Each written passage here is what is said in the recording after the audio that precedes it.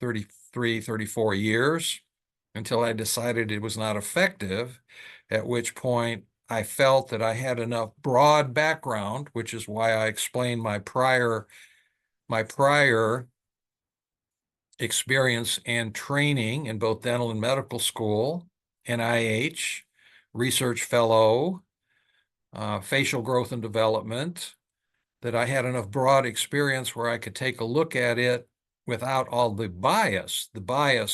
that the dentists bring into it, the bias that the surgeons bring into it,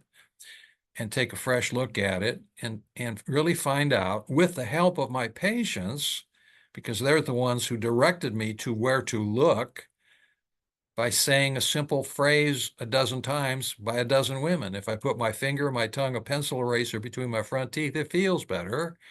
which eventually led the research in the direction of designing a device and protocol that does nothing more than sit between the front teeth, separating the posterior teeth, allowing the inflammation in the temporomandibular joint to decrease to the point where these symptoms go away. And then why I want to teach about it is really simple to talk about. This is a huge, huge problem. 45% of females in the United States of America, and probably likely throughout the developed rest of the world, I have no data on the undeveloped portions of the world, of the planet, but on the developed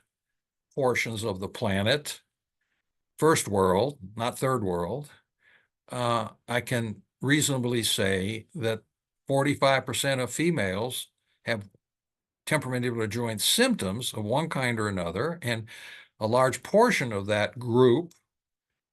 these symptoms are ruining their life. And so to disseminate this information, you have to teach it. And in this case, it's up against a lot of pushback.